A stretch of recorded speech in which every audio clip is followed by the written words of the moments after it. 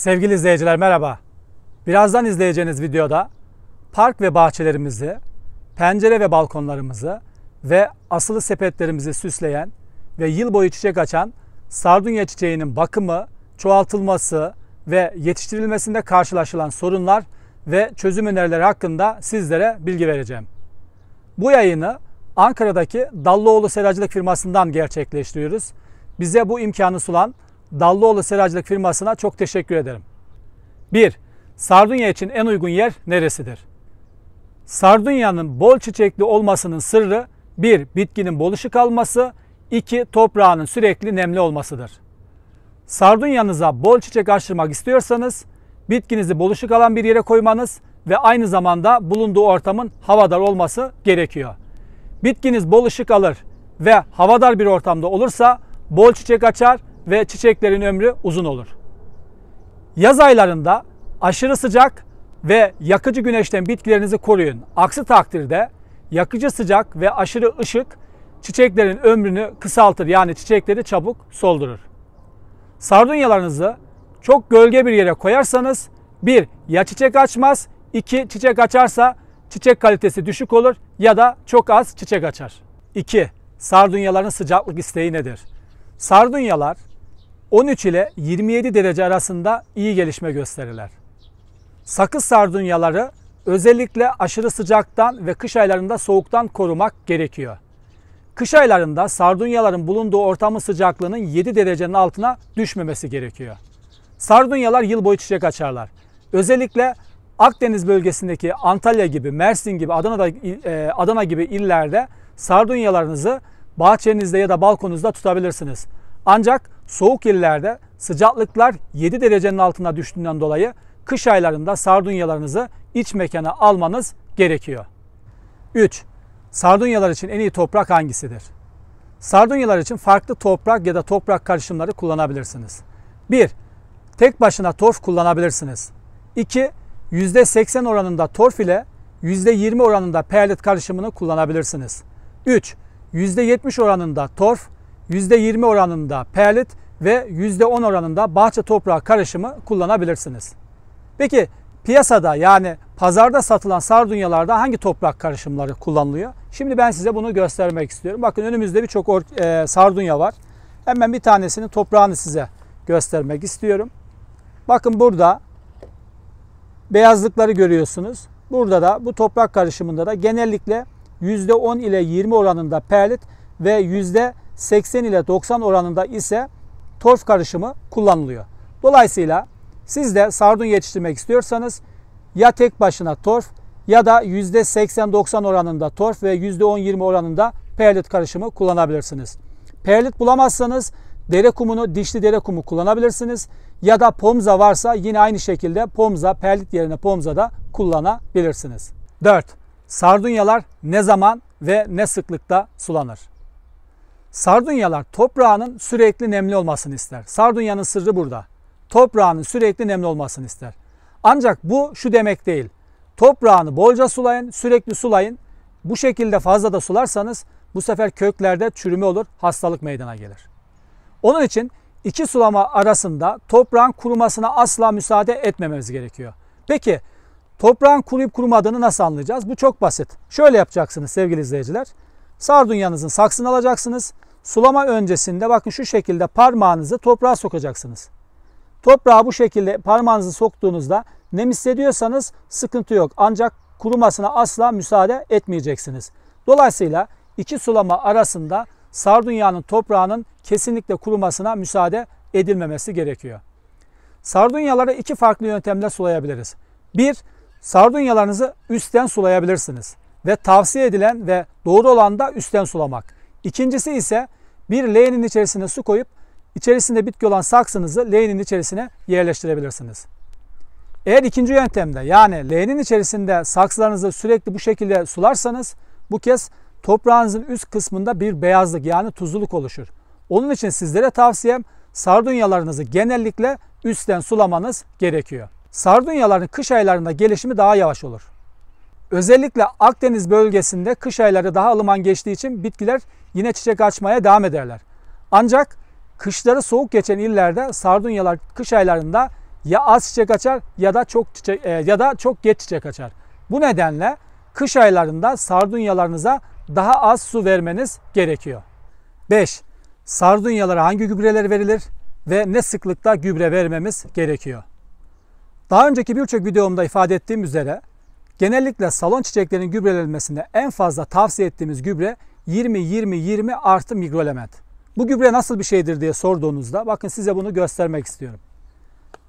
20-20-20 ne demek?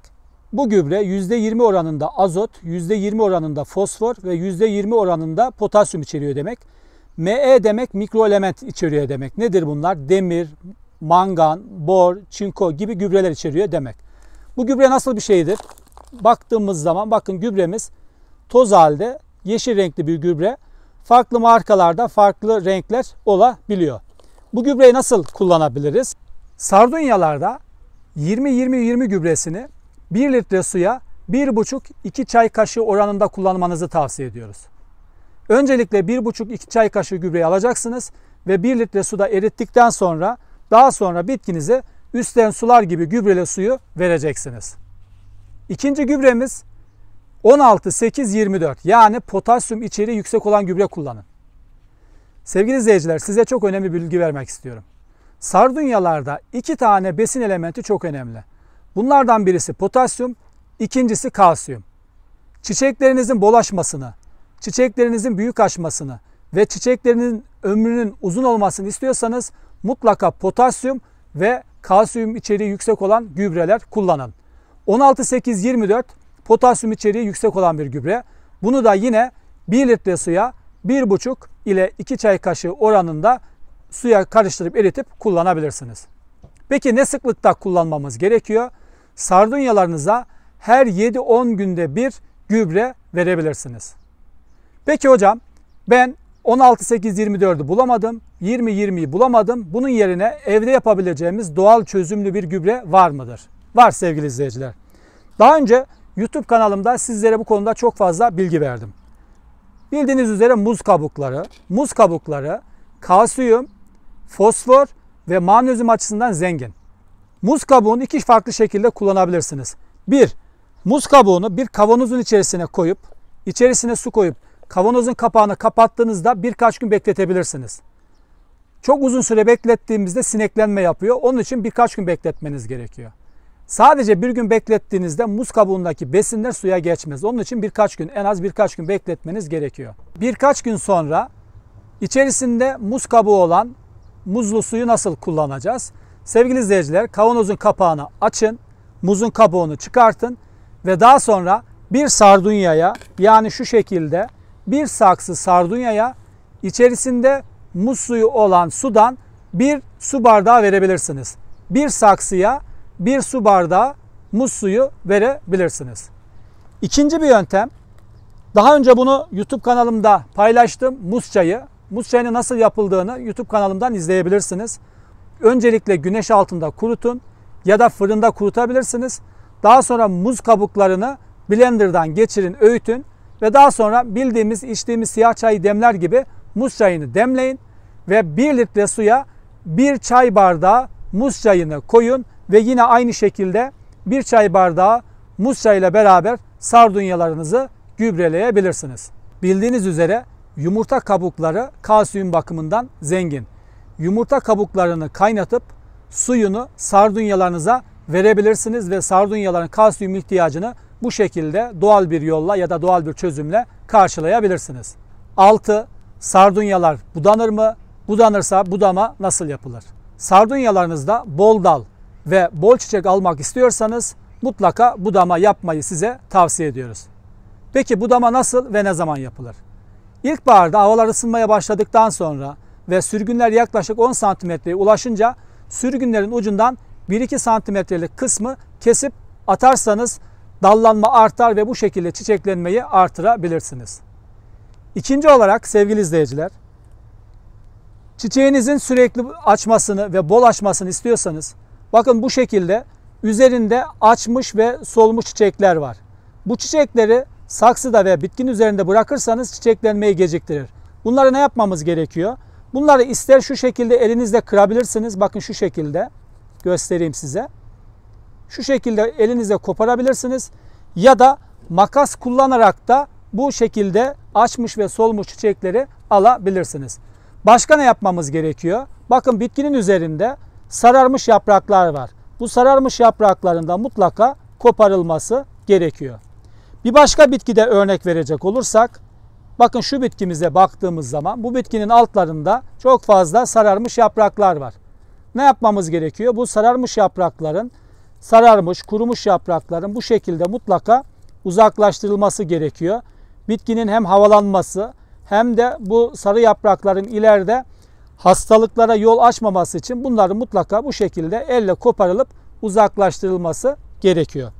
Bir başka bitkide yine size örnek verecek olursak, yine bakın bu bitkimize baktığımız zaman bu kez altta yaprakların kuruduğunu görüyorsunuz. Yine bu kuruyan yaprakları elimizle koparmamız gerekiyor. Yine aynı şekilde bakın bunun üzerinde açmış ve solmuş çiçekler var. Bu çiçek dalını da kesmemiz gerekiyor. Az önce elle almıştım. Şimdi makasla kesmek istiyorum. Bakın şu şekilde makasımı getiriyorum. Dalımı kesiyorum ve bu şekilde bitkiden uzaklaştırıyorum. Evet, sardunyalarınızın sürekli çiçek açmasını istiyorsanız üzerindeki sararmış, kurumuş ve hastalanmış yaprakları mutlaka kopartın. Bitkinizin altında sararmış ve kuru ölü yaprakları kesinlikle bırakmayın. Bitkinin üzerinde açmış ve solmuş çiçekleri ya küçük bir makasla ya da elle mutlaka uzaklaştırmanız gerekiyor. 7. Sardunyalarda saksı ne zaman değiştirilir ve nasıl değiştirilir? Sardunyalarda saksı değişimini bahar ayında tavsiye ediyoruz. Özellikle Şubat ve Mart aylarında saksı değişimini yapın. Peki saksı değişimini nasıl yapacaksınız? Saksı değişiminden önce bitkinizin sulamasını azaltın. Çünkü sularsanız saksı toprağa dağılabiliyor. Onun için öncelikle birkaç gün öncesinden suyu kesmeniz gerekiyor. Daha sonra parmağınızı bakın şu şekilde bitkinizin orta kısmını kapsayacak şekilde şu şekilde tutun ve ters çevirin. Ters çevirdikten sonra öncelikle saksının kenarlarına bu şekilde vurabilirsiniz ve kökleri yumuşatabilirsiniz. Daha sonra saksının altına da bu şekilde vurabilirsiniz. Bu işlemi yaptıktan sonra bir elinizle beraber de bakın bu şekilde saksınızı kaldırabilirsiniz. Saksı değişim zamanında köklerin hem dip hem de yan kısımlarında çok fazla yoğunlaştığını görürsünüz. Ya her yıl ya da 2 yılda bir saksı değişimi yapmanızı öneriyorum. 8. Sardunyalar nasıl çoğaltılır? Sardunyaları tohum ve çelikle çoğaltıyoruz. Ancak en yaygın kullanılan çoğaltma yöntemi çelikle çoğaltma. Peki çelikler ne zaman alınır? Yılda 2 farklı dönemde çelik alıyoruz. 1. Mart, Nisan ve Mayıs aylarında. 2. Sonbahar yani Eylül ve sonrasında aldığımız çelikler çok daha kolay kökleniyor. Peki yaz aylarında aldığımız çelikler neden köklenmiyor? Birçok takipçimiz bana hocam yaz aylarında aldığımız sardunyaları köklendirmiyoruz neden? Sevgili izleyiciler, buradaki şifremiz şu. Sardunya çeliklerinde köklendirme ortamının yani toprağın sıcaklığı 22 derecenin üzerinde çıktığında çeliklerin köklenmesi zorlaşıyor. Özellikle Haziran, Temmuz ve Ağustos aylarında çelikle köklendirmeyi denemeyin. Çünkü köklenme oranının çok düşük olacağını ya da köklenmeyeceğini göreceksiniz. Peki çelikleri nasıl yaparız? Sevgili izleyiciler, çelikler tepe çeliği dediğimiz sürgünlerden yapılıyor. Yani üzerinde çiçek tomurcuğu olmayan sürgünlerden yapılıyor ve genellikle 7-10 cm uzunluğundaki çelikler tercih ediliyor. Peki çeliği nasıl yapacağız? Hemen size burada bir örnek göstermek istiyorum. Bakın burada bitkimiz var, çiçekli sürgün var ve çiçeksiz sürgünler var. Bakın şu sürgün çiçeksiz bir sürgün burada. Şu sürgün. Ben bu sürgünü öncelikle kesmek istiyorum. Bakın şu şekilde kestim bu sürgünümü. Bakın kuralımız neydi? Üzerinde çiçek tomurcuğu olmayacak. Sardunya çeliğinde şifremiz şu. Çeliğin üzerinde en az 2 adet yaprak olması gerekiyor. Biz bir de göbek yani 2 yaprak ve göbek. Bakın şu an çeliğimizi kestik. Dikeceğim yer için öncelikle alttaki yaprağı sıyırmam gerekiyor. Bakın bunu sıyırdım. Daha sonra yine şunu da sıyırabilirim ben. Bu yaprağı da kopardım. Yani 2 tane yaprak olması gerekiyor. 2 yaprağım var. Bir de ne demiştim? Göbek olması gerekiyor. Bakın göbek yaprak. Dolayısıyla en ideal çeliğimiz nedir? Üzerinde 2 tane yaprak ve bir tane de küçük yaprak, göbek yaprağı olması gerekiyor. Daha fazla da yaprak olabilir, daha uzun da çelik kullanabilirsiniz. Ancak tavsiye etmiyoruz. En iyi çelik bu. Peki bunu nasıl dikeceğiz? Öncelikle köklendirme ortamını hazırlamamız gerekiyor. Köklendirme ortamı olarak bakın burada biz torf kullanıyoruz. Siz torf, perlit, kum kullanabilirsiniz. Hindistan cevizi torfu kullanabilirsiniz. Köklendirmeden önce bakın biz burada daha önceden suladık. Öncelikle köklendireceğiniz toprağı çok iyi bir sulamanız gerekiyor. Suladıktan sonra bakın çeliği nasıl dikeceğiz? Hemen çeliği bakın sevgili izleyiciler şuradan şöyle göstereyim size. Yaklaşık 2 parmak derinlikte şuraya kadar dikeceğim. Yavaş bir şekilde bakın çeliğimi toprağa yerleştiriyorum. Yerleştirdikten sonra bakın parmaklarımızla beraber şu şekilde dikey bir şekilde yerleştirelim. Ve parmaklarımızla bu şekilde bastıralım ki çeliğin dip kısmında hava boşluğu olmasın. Çünkü hava boşluğu olursa köklenme olmaz. Bundan sonra yapmamız gereken şey şu sevgili izleyiciler. Çeliklerin köklendirilmesinde en önemli husus yaprakların nemli kalması. Fısfısımızla beraber şu şekilde bakın gösterebiliriz. Yaprakları şu şekilde nemlendirin. Günde birkaç kez yapabilirsiniz şu şekilde. Ve köklendirirken aydınlık bir yere koymanız gerekiyor. Diğer bir husus, eğer bulunduğunuz ortamın nemi düşükse kenarlarına destek çubuğu yerleştirip üzerine ışık geçiren yani şeffaf bir poşet geçirebilirsiniz ve poşeti de delerek çeliğin hava almasını sağlayabilirsiniz. Sardunya çelikleri bu şekilde yaklaşık 1 ay içerisinde kökleniyor.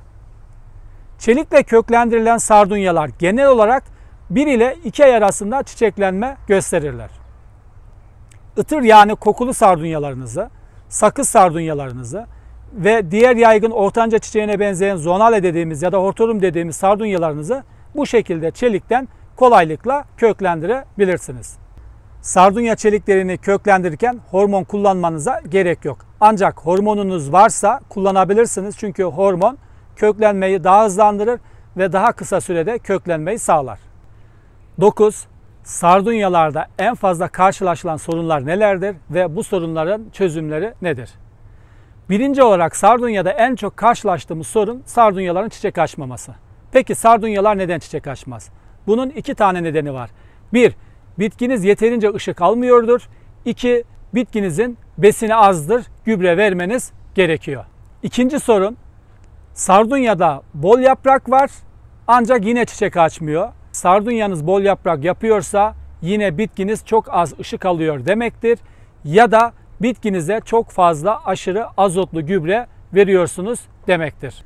Diğer önemli bir sorun, burada da gördüğünüz üzere sardunyalarda alt yaprakların sararması ve yaprakların üzerinde kahverengi lekelerin oluşması. Bunun nedeni nedir? Bunun nedeni bitkinizi düzensiz sulamanızdır. Bitkinizin susuz kalmasıdır. Sardunyaların toprağında düzenli nem olması gerekiyor. Dolayısıyla bitkinizi mutlaka düzenli ve dengeli sulamanız gerekiyor. Düzensiz sulama aralıkları, 2 sulama arasında toprağın kuru kalması sardunyalarda alt yaprakların sararmasına ve üzerlerinde kahverengi lekelerin oluşmasına neden olabilir. Diğer bir önemli sorun da eğer bitkinizde köklerinde ya da yapraklarında bakteriyel bir hastalık varsa yine alt yapraklarda sararma yapabilir. Diğer bir sorun, alt yapraklar değil de bitkinin yapraklarında genel bir sararma varsa bunun nedeni nedir? Bu durumdaki sorun bitkilerinize 1. Fazla su vermiş olabilirsiniz. 2. Bitkilerinizde botrytis dediğimiz kurşun küf hastalığı ya da pas hastalığı olmuş olabilir. Diğer bir sorun yaprakların kızarması ve morarması. Bunun 2 farklı nedeni var. Birincisi sardunyanızın bulunduğu ortamın sıcaklığı 10 derecenin altına düşmüşse yani sıcaklıklar düşükse yapraklarda kızarma ve morarma yapabilir. İkinci olarak bitkinizde besin eksikliği olabilir. Besin eksikliği varsa yine yapraklarda özellikle yaz aylarında kızarma ve morarma yapabiliyor.